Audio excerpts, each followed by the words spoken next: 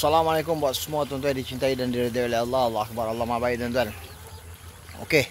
Alhamdulillah hari ini Allah izinkan untuk masukkan 100 ekor lagi anak ikan tilapia.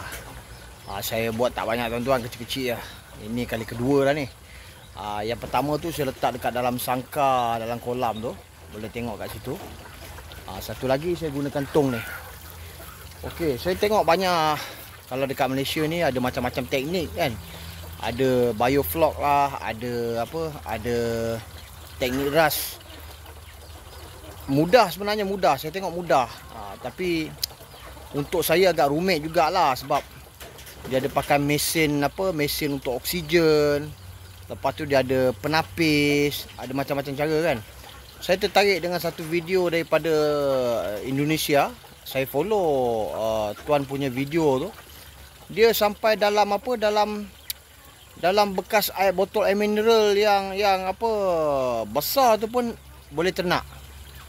Nampak tak? Dia orang bagus dalam teknik-teknik baik menanam, baik menternak. Termasuk juga dengan Thailand. Tapi saya ambil yang mudah, saya ikut dia orang lah. Jadi saya kebetulan pula, alhamdulillah Allah aturkan saya duduk dekat sini guna air bukit. Jadi tuan-tuan boleh tengok dekat sini. Saya gunakan air bukit. Air bukit ni saya ambil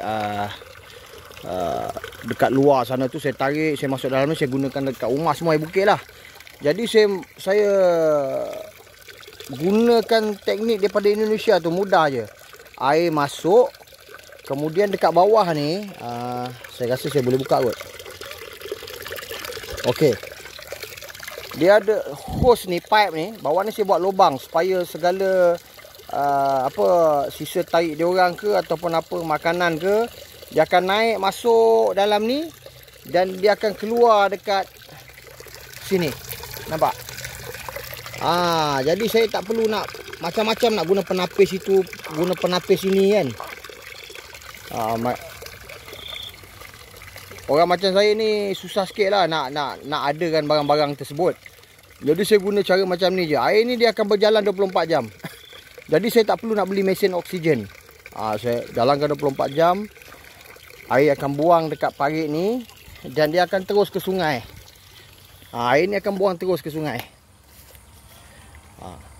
Alhamdulillah. Jadi insya-Allah semoga Allah izinkan kita tengok dalam 100 ekor ni berapa yang Allah izinkan hidup untuk dijual. Allah Akbar. Allah Maha Baik ya tuan-tuan. Baik, Maha Baik ya. Okey tuan-tuan, Allah Maha Berkuasa tuan-tuan. Makhluk langsung tak ada kuasa. La ilaha illallah.